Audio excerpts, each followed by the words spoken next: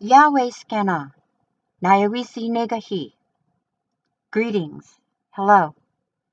My name is Niawisi. It was explained to me that this word means that in the olden times the elders would pray to the Creator. Not knowing how the Creator would answer their prayers, they would say Niawisi, meaning that however the Creator answered those prayers would be fine with them. We are going to be talking about the teachings of the earth of the Haudenosaunee, how every breath is sacred. But first, I'd like to tell you a little bit about me and how I obtained these stories. In 2003, I was made Master Associate Artist for the Wyandotte Nation of Oklahoma through a resolution of the Board of Directors for the work that I had done on the Peacemaker and the teaching of the youth of many First Nations. I put the stories and all the paintings into a book called Spirit Winds of Peace, Epic of the Peacemakers. It can be found at spiritwindsofpeace.com. There are 40 full-color plates in this book. And so these stories come from the northern part of New York. It covers the area of the Mohawk, the Oneida, Onondaga, Cayuga, Seneca, and Wyandottes or Hurons that inhabited the area around Lake Ontario. One of the first things that Jack told me was that should always speak with sacred breath. He explained that Native Americans had no swear or curse words in their language. He also taught me to always put good thoughts into what you were making. I began to understand these teachings once I heard the story of Great Mystery, how Great Mystery had created everything spiritually that would ever be needed upon this earth, and he placed it inside an upside-down cornucopia called the Field of Plenty. The old ones knew about this, and so when they prayed with grateful heart. They prayed with thanksgiving as though they had already received it. Today we're on a black road where everyone prays, gimme, gimme, gimme. I want, I want, I want, I need, I need, I need. Not understanding that when Creator hears our prayers, Creator says, yes, my child, you may have it. So when we pray, I need, I need, I need, Creator says, yes, and here is more. And when we pray, I want, I want, I want, again, Creator says, yes, my child, and here is more. It is only when we understand this and we pray with a grateful heart and pray in thanksgiving, thank you, thank you, thank you, that Creator says, yes, my child, and here is more, that we are able to manifest the abundance that is already in the field of plenty. And so there was a world above this one. This world at that time was nothing but water. But this world above this one traveled through the universes, determining the dreams of the many new planets.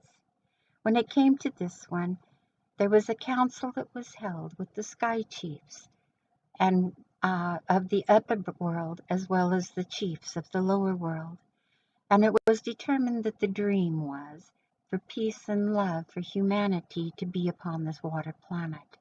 So in this council, a plan was laid out whereby this might be able to happen.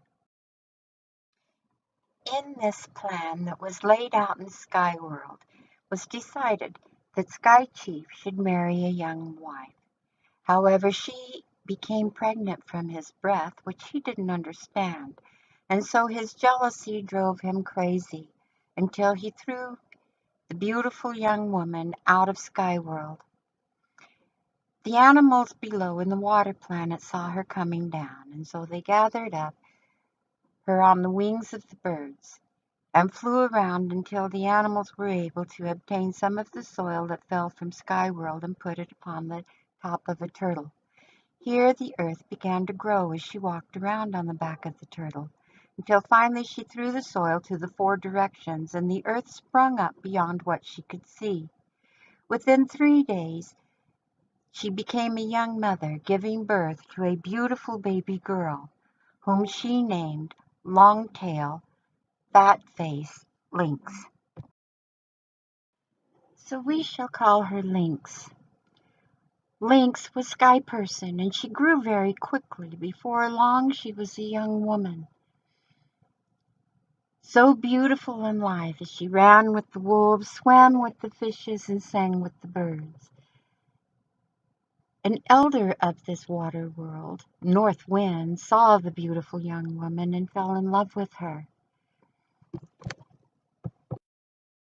And so, North Wind and Lynx gave birth to 4 children, 2 sets of twins, 1 male, 1 female.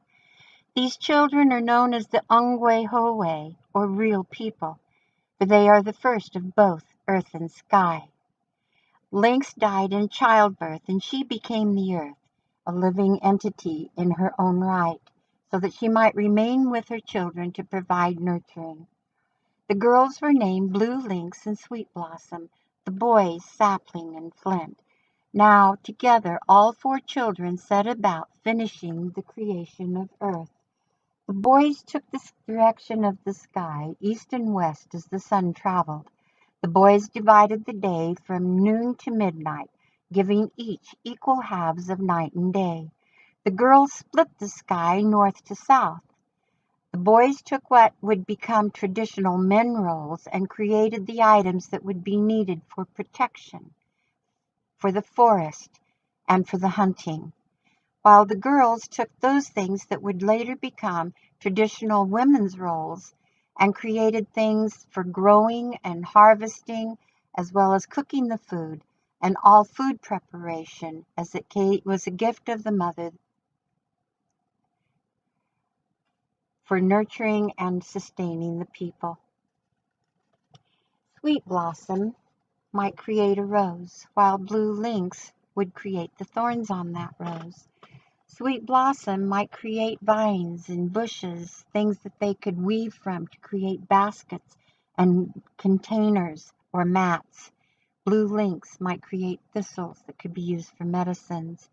Sweet Blossom created the beautiful melodious songs of the birds, while Blue Lynx created the screeches of the raptors. Sweet Blossom took the full moon, Blue Lynx the dark moon. Sweet Blossom took summer, Blue Lynx took winter. The boys, in their continuation of creating the earth, Sapling created a beautiful meadow, while Flint pushed up mighty mountains. Sapling then created the mountain passes through those mighty mountains and high cliffs of Flint. Sapling created placid ponds and rivers, while Flint threw in rocks to make white water rapids. Sapling created the animals of the forest, while Flint created the animals of the nighttime. In this way, they worked together in cooperation, creating harmony and balance and completing cycles. This is known as the twinship principle, this principle of cooperation. And so it came that in this time arrived the Europeans, and they began to travel across this country, and they traveled to the native peoples to find out about their histories and their stories. These male ethnographers and anthropologists, when they came to the Iroquois, did not understand the concept of a matriarchal society, where the women kept their stories and the men theirs. Therefore, the men spoke only to the men, and the women's stories have been relegated to history. So out of these writings of these white men, Sapling and Flint emerge as the main creators. Sapling, the good creator, and Flint, the evil twin. It is here that we discover that no matter how hard Flint tried, that he could not measure up to Sapling. Sapling created the beautiful songbirds, all their beautiful colors and feathers, while Flint, in his efforts to make a songbird, created first a fly, and then a butterfly, and then finally a screeching bat. When Sapling created mankind, the two-legged, he created beautiful creatures that could run with the wolves through the forest. But when Flint tried to create a man, he created Bigfoot. One day, Flint decided to visit his brother. He and Blue Lynx traveled across and through the forest until they reached the river. As they walked up and down the bank, they could find no way to cross this river. Flint became impatient and began to stamp his feet. As soon as he stamped his feet, the water froze, creating an ice bridge across to the other side. But when Sapling came out of his lodge, he saw the ice bridge. He saw the river frozen. In fact, he saw his beautiful flowers frozen. He saw the trees frozen. He saw all the food frozen. Sapling knew immediately that this was the work of his brother Flint.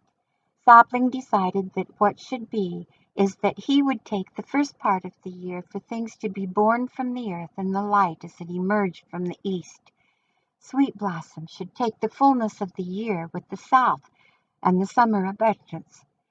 Then the other half of the year they would rest from their labors and let the earth sleep, while Flint would cool down things, creating the beautiful colors of fall as they descend into the west, and nighttime, while Blue Lynx would make her chilling appearance from the north, the land of her father, North Wind, to make the earth cold. And so they agreed to create the seasons with the elders of the four directions. However, Flint still was not satisfied. As he thought and thought and thought about he could never ever measure up to Sapling, he became really frustrated again and began to stamp up and down the entire earth. Grandmother Sky Woman came to the three children, said, "Children, you've got to stop your brother. If he doesn't stop what he is doing, he is going to freeze this entire world." This is when Sapling and Flint wrestled for the dominance of the earth, and Flint was forced into the underworld to become ruler of the underworld, while Sapling became ruler of the sky world. And so now we move forward in time to approximately the year 909 AD. The story takes place in what is now known as the state of New York, around the Lake Beautiful, which is now called Lake Ontario. There are two culture heroes that come forth in these stories from this time. One is the story of the peacemaker, a young boy who was born of a virgin in the Bay of Quinte. His name is Diganawida, but we refer to him as the peacemaker as his name is sacred and must be spoken of only in ceremony. The peacemaker was born a Huron, but was later adopted a Mohawk. He felt that it was his duty and responsibility to bring forth peace to the four corners of the earth. The second culture hero was Hiawatha. Hiawatha became known the prophet of peace. He was an Onondaga and adopted by the Mohawk. There is a third person who is barely mentioned in these stories, except as the first person to join the Great Law. This person is a woman named Jaconsase, the Lynx. She also carried the title of the Great Peace Woman, for there were as many as 14 nations that recognized her as the last living descendant of Sky Woman. And they would come to her to have her settle their disputes. Warriors would come, filled with anger and hatred, and would leave her lodge like brothers, arm in arm, with great love for one another. Such was the love and the wisdom that this woman had. When the peacemaker first met her, he gave to her a new title of Mother of Nations. And her name Jaconsase shifted in meaning to that of the new countenance, for it was her face that would reflect the new mind to the people. She was a Huron, born among the Adirondack or the Cat people, and she would later be adopted Seneca. The three of them would travel across this area, teaching and sharing the good message for the good mind, teaching of peace and of love, until finally they had the Mohawk and the Oneida ready to join, and the Cayuga and Seneca ready to join. But in between them were the Onondaga. The Onondaga was ruled by a wicked sorcerer who was so evil that he had snakes in his hair and had 7 crooks in his spine. Was a terrible visage to behold, was frightening just to have your eyes look upon him. And he could make his enemies just disappear.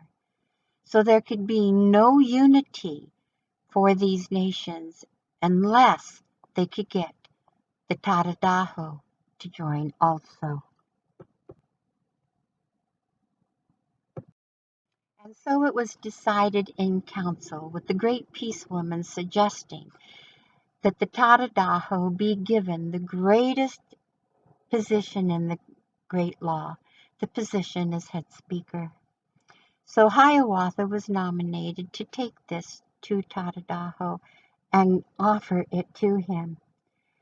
Hiawatha, when finding the Tadadaho, told him that he should be offered the most important and prestigious position in the great law, that as head speaker for all nations, that what he said would be for all nations. And so the Tadadaho then told him that if he would come back in a year's time, that he would consider it, and he would give his answer then. So Hiawatha left. In the meantime, 4 nations had accepted the great law. These nations surrounded the Onondaga, and as the Tadadaho's warriors and hunters would go out, they would come near these other villages. But when they saw these villages, they saw only peace. They saw children laughing and becoming healthy. They saw the people no longer living in fear. And so they reported back to Tadadaho these stories. Tadadaho now was surprised. He said, "What? They no longer live in fear of me? They're no longer starving in their stockaded villages? I can't believe this. What sorcery is this? I can't have this happening." And so he decided that he would have to see these things on his own. So one morning he crept out, went to a nearby village, and hid among the bushes on a hillside where he could see down into the stockaded village. Now as the day wore on, he saw the children laughing and playing. He saw the women as they worked in the gardens and their orchards, and how they spontaneously burst into song.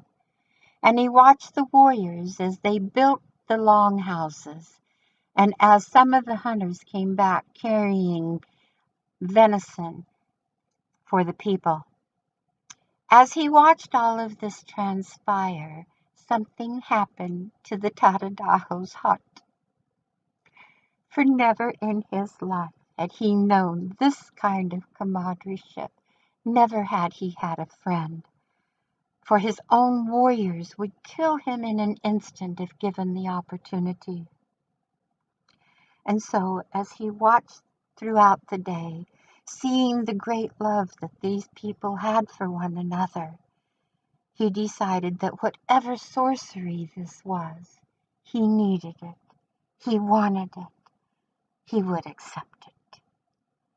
As evening fell upon the village, he retreated back to his own village, but now a changed man. For whatever this was, he now wanted it. And throughout the wind, you could hear him cry, "When will it come? When will it come?" And so the day arrived that the peacemaker and Hiawatha climbed into the small stone canoe to travel across Lake Onondaga to get the answer from Tadadaho. But as they went out upon the water, there were great clouds that began to gather, and the wind would blow. The waves were beginning to form high crests, but in the wind they could hear Tadadaho as he was crying, "Ai! When will it come? When will it come?" Finally, the waves became so monumental that they threatened to shove the small boat down into the bottom of the lake. And so Hiawatha and Peacemaker returned to the shore. It was some time before once again they headed across Lake Onondaga in the little white stone canoe. But again, as they headed across, the storm waves came up and the clouds came over, and in the wind they could hear the Tadadaho cry, "Ai! When will it come? When will it come?" And once again, the waves became so huge that they had to return to the shore. This time, though, they met with the Great Peace Woman, and the Great Peace Woman gave to them a song of peace, a song which she said would quiet the waves, but also quiet the rage, the impatience, the frustration of the Tadadaho.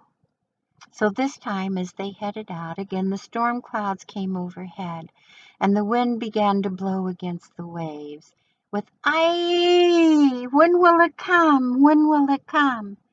But this time, the peacemaker stood in the canoe, and as he did so, he sang the song of peace, and instantly the waves became quiet.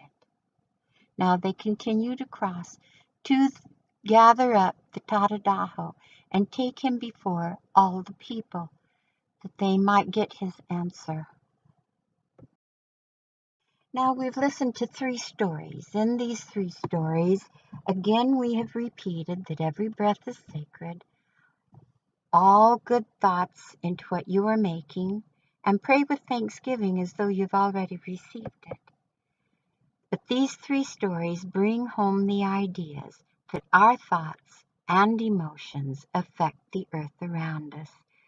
3 times in these stories, first Flint and then Tadadaho, the reincarnation of Flint, being impatient caused calamities upon the face of the earth. And so it is with each of us, for we are. Recently, a Japanese scientist named Masuro Emoto has published a book called Hidden Messages in Water. Inside are photographs of water crystals as they melted, water that had been exposed to many words, thoughts, songs, photographs. One of the most dramatic is water that was taken from Fujiwara Dam, showing how polluted the water was. But then they did a ceremony utilizing a Buddhist prayer, and afterwards again took a water sample. This time the crystal showed up with the little man sitting inside with a halo on his head. He has done other work such as expose it to words or phrases of words such as "I will kill you," and got this little man with a gun. Other words such as "thank you" and "love and gratitude" create absolutely beautiful crystals. So essentially, with all the work that he has done and published, Dr. Emoto's work proves the creation power of words and thoughts on water. In the beginning, our planet was a water world. Even today, 70% of it is covered with water. You and I are 70% water. The animals are 70% water. The plants are 70% water. Even those things that we consider inanimate, such as the stones and the sand, are actually crystals of silicon dioxide, water in a solid form. And crystals are known for their properties of taking on programming and recording around them. So in essence, everything on our earth records everything that we say and do upon this planet. And what you're going to see now Here is are a sample what happens to particles of sand and other various particles when a sound Cymatics, resonates across a plate and sound through words resonates and those thoughts particles in tune with the create sound. pictures. Because when we think, Sound is a vibration. we're not At just this time, sending I'd like out for a you to wave listen which to this. resonates the energy, we're sending out on a frequency outside of the range of human hearing, we're sending out a sound. Everything is sound. When we think, a sound goes out, it resonates the energy around us to that sound. And sound takes random particles and turns it into astonishing form. And that's how this universe was created. In the beginning was the Word, and the Word was sound. So what you're looking at here is merely particles formed into patterns by sound. They were all over the place to start with, just in random positions on the plate. As soon as the sound appears, they form into these patterns because everything is sound, and it is sound that turns matter and energy into form. Patterns on wings of birds and insects are all the manifestation of the sound vibrations. Every organ in our body resonates to a certain frequency. And when our thoughts and emotions and stress and the vibrations that causes de-harmonize the vibrational state of our various parts of our body, we become ill. We think ourselves into illness because we're affecting the vibrational state of the body.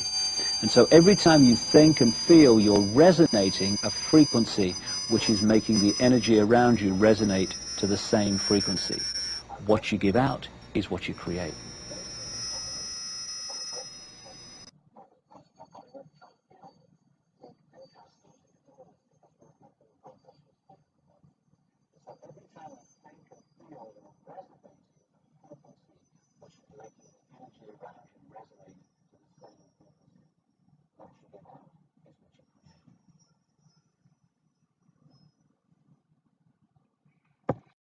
Cymatics has become a very important scientific study, and through all their experiments, they have discovered that sound creates pictures, and these pictures oftentimes resemble different things that are created here upon the earth.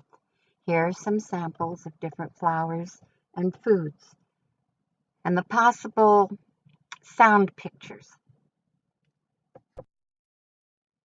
Here is one, cymatics. This is the resonating of a sound that creates the shape of a turtle in cymatics. And this is very interesting because I received a channeled message from Sky Woman, where she said that when the light ship first came over this planet, and it was nothing but water here, they used sound and they used light to draw the soil up out of the depths of the water. And when it first came up, it looked like the scales of a turtle, 13 scales of a turtle. Certain Mohawks who have studied it say that the North America is comprised of 13 seismic plates. Now this study also goes into another one called biogeometry. There is a wonderful piece by Robert Gilbert on the work of the Egyptian Dr. Karim, where they study energy vibrations on the earth and living organisms.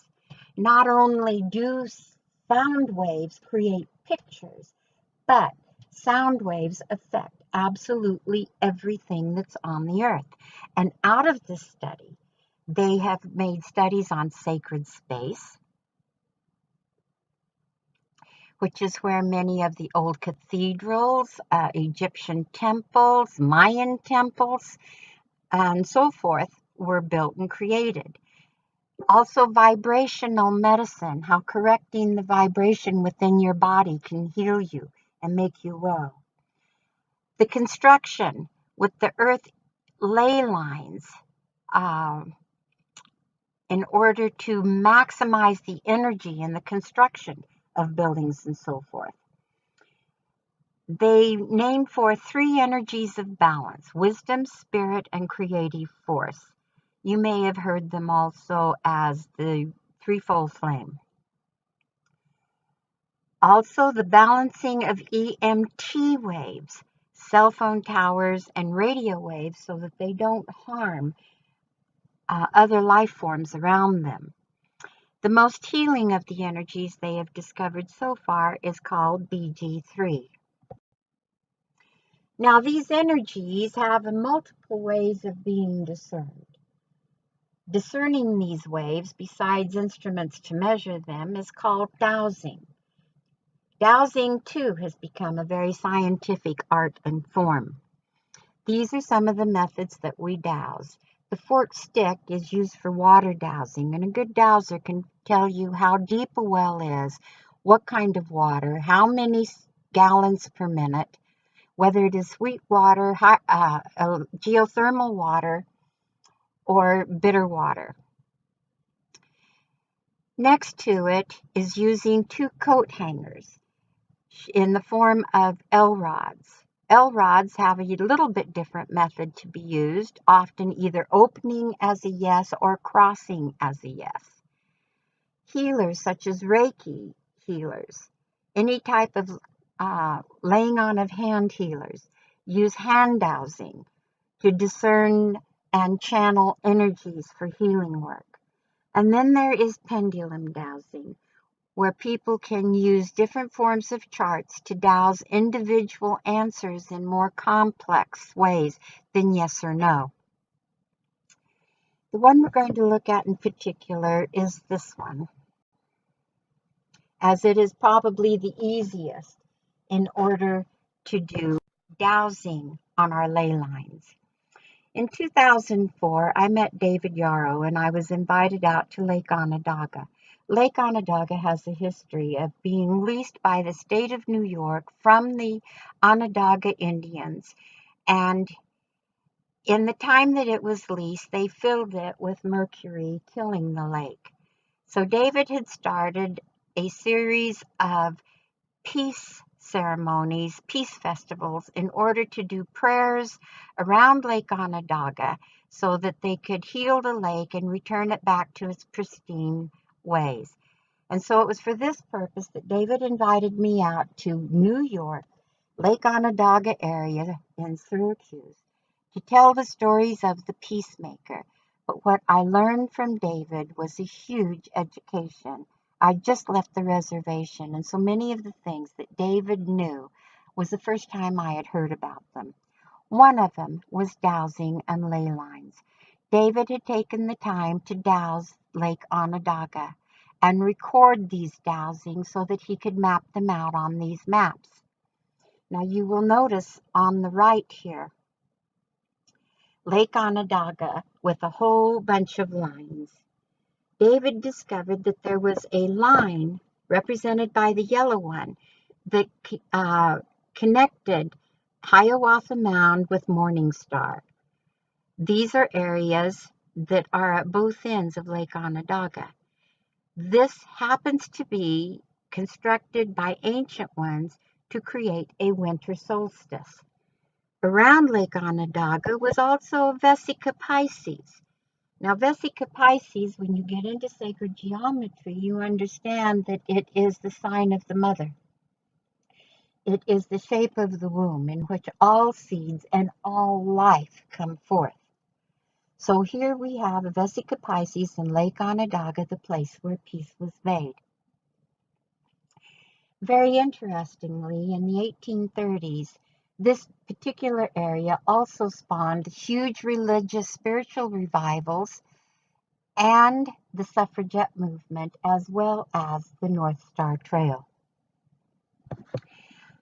On the one end, there are 18 ley lines that converge. When ley lines converge in this way, they create what we call a vortex.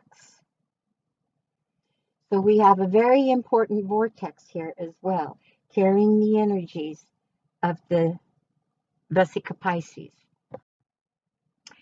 Now, when vortexes come together this way, this is where Stonehenge, Mayan temples, Native American medicine wheels, so many sacred places all over the earth are these special energy places where many ley lines come together, carrying this great energy and creating a vortex. This one right here is the Bighorn medicine wheel in Montana. and it has 28 converging ley lines. It is one of the few medicine wheels left that are not interfered with through our present-day society and technologies.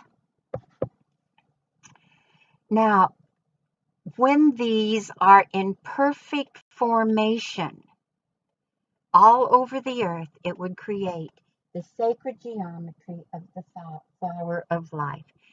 The flower of life is the encodement of fire, earth, air, water, and ether.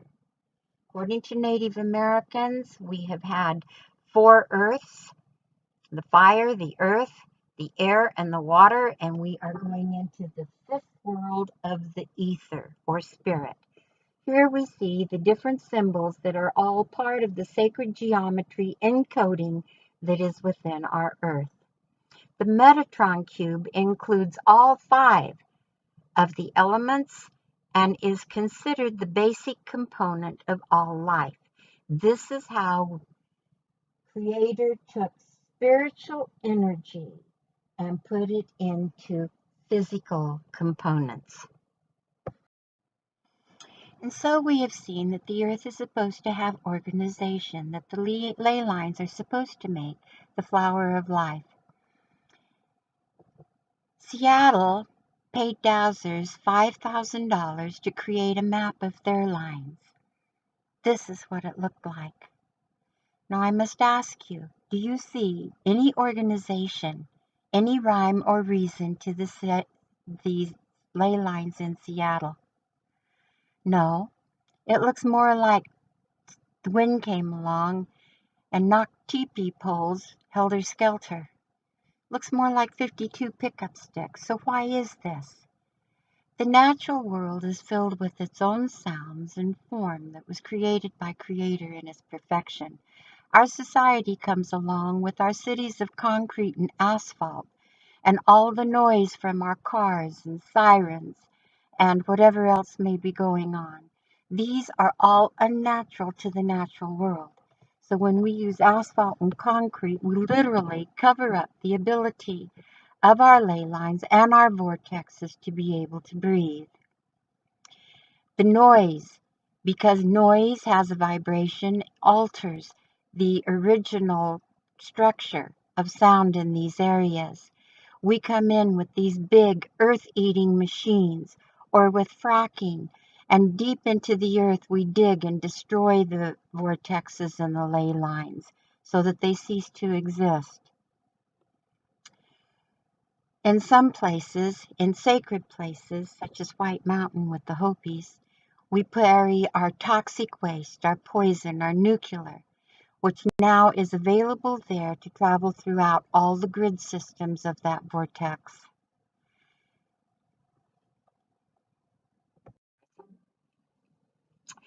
The Mohawk have a prophecy that is called the 7th generation prophecy. And in it, it says that the Angwehowe, the real people, would see a day when the trees would die from the tops down. This prophecy said that strange animals would be born deformed and without the proper limbs. Huge stone monsters would tear open the face of the earth. Rivers would burn, and air would burn the eyes of man. And according to this prophecy, the 7th generation would see a time when the birds would fall from the sky and the fish would die in the water, and man would grow ashamed of the way that he had treated his mother and provider the earth. Now at this time, this was totally unheard of. There was no place in the imagination of mankind that they could ever dream of birds falling out of the sky or the fish dying in the ocean. But what we have today is an earth in trouble, an earth where birds are falling out of the sky, dead, and where fish are dying in the rivers and washing upon the shores, dead, where coral is dying in the ocean, and where entire forests of trees are dying. Our earth is in trouble. And so what can we do about it? In 2004, I met Blue Thunder. He was a Shoshone Paiute from Wind River Reservation, and had already gained notoriety as a premier earth healer, earth wisdom teacher, and teacher of peace. He had sent a message across the internet about the caldera in Yellowstone. There had been a 100-foot swell in one of the lakes, and two of the valleys had been shut down because of 200-degree temperatures. He was trying to get the forestry department to let him do a Shoshone-Paiute ceremony to quiet the volcano there. However, the forestry department was not letting him, and he was trying to gain support off the internet. When I met Blue, he showed me what he was doing and how he was doing it. It was not exactly new to me because my own guides had taught me a lot of this, but Blue added something special to the ceremonies. He was creating communities of like-minded people who could join in unity of thought, spirit, love, intent, and ceremony to recreate all the problem areas on the earth and restore them to their natural organization. His work inspired our group to do a Crystal Mountain medicine wheel where we covered 120 miles with 4 states and 7 mountains. We created a Metatron cube, and inside of it was 3 working Merkabas. This was some of the most fun in my life I've ever had, with incredible experiences of working with talking mountains and talking trees and talking life from the earth. But Blue taught, every breath is sacred. Always put good thoughts into what you are making. Pray with thanksgiving as though you had already received it.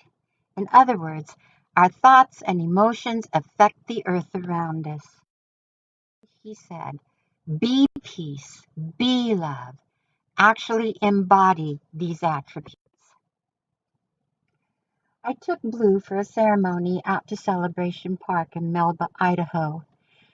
The place that I had showed him was not the place we were to do ceremony, and as if though hearing instruction, he turned to my white wolf and told Dagny to go find the place where we were supposed to do ceremony.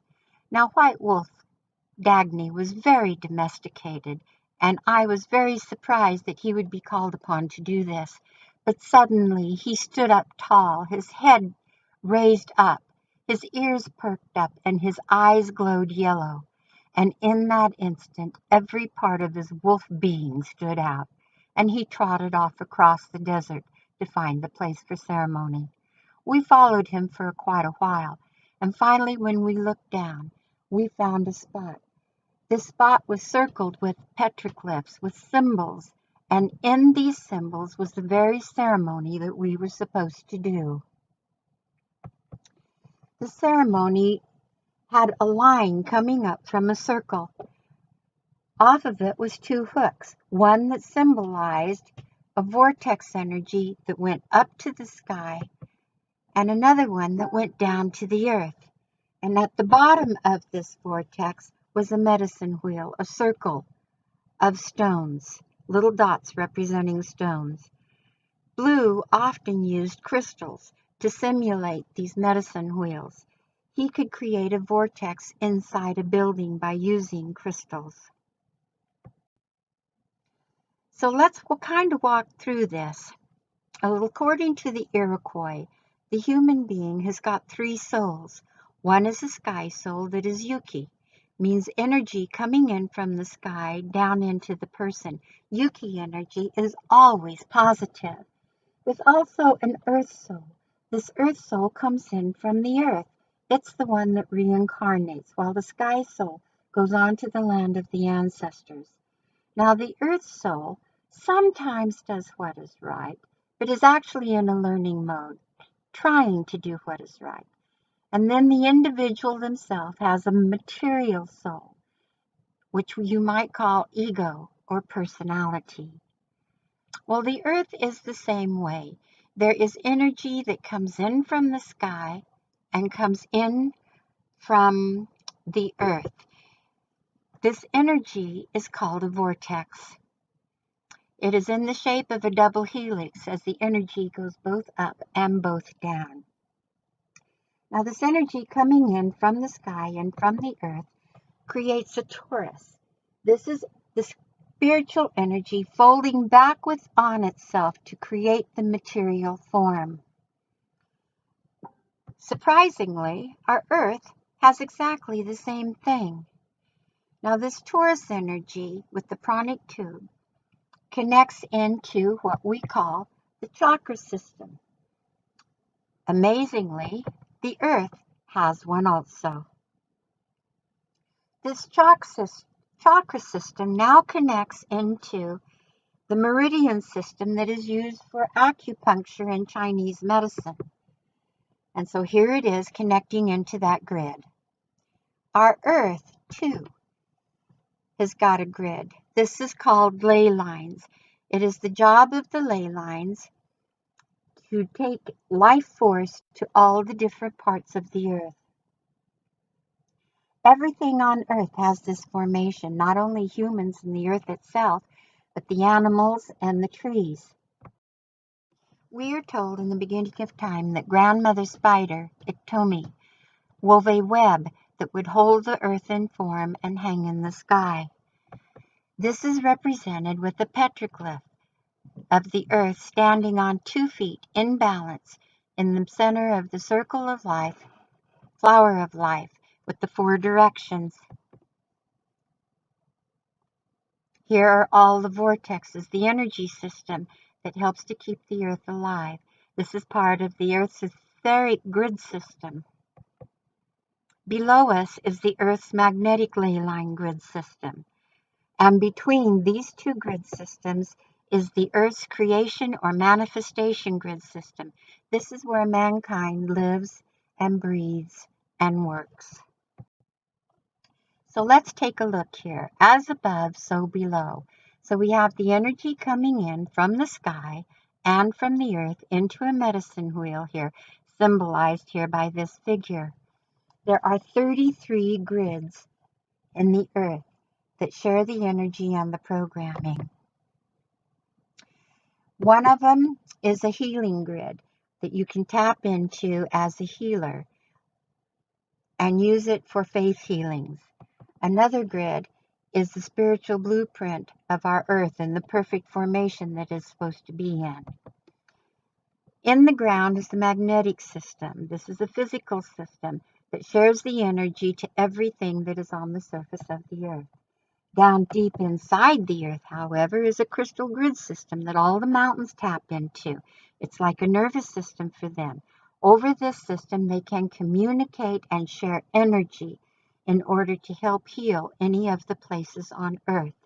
So you can see with our construction methods, with fracking and dynamiting, how the shakes in the vibration and the sound would totally disorient the magnetic grid system and the crystal grid system deep in earth.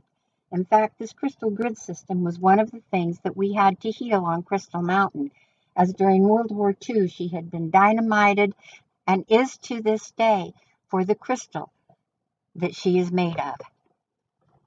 In between is the plane of manifestation where thought and deeds create the illusions and the realities that we exist in here on this. And so the teaching is that all thoughts, words, and deeds are living creations which have sound, vibration, and energy of their own.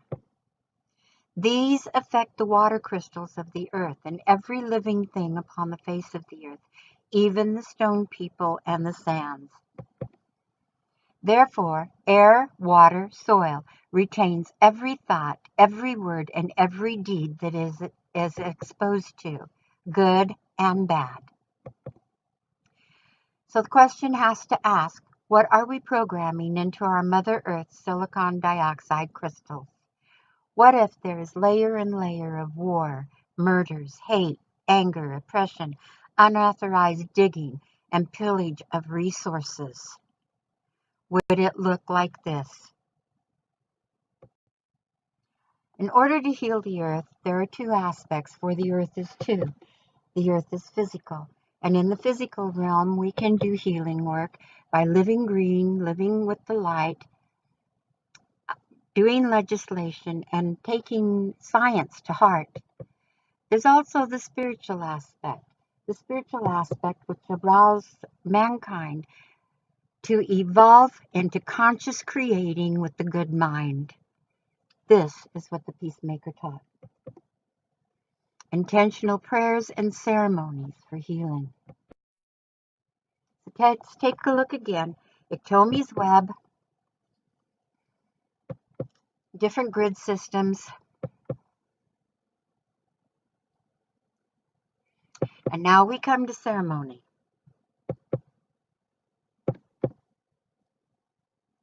Here on each one of these points, if there was to be a ceremony, a group who with mind and intention in one heart, one focus, one spirit, were to do ceremonies with song and dance and music, then those areas, the sound would go out just like a pebble in a pond, with wave after wave creating the sacred flower of life.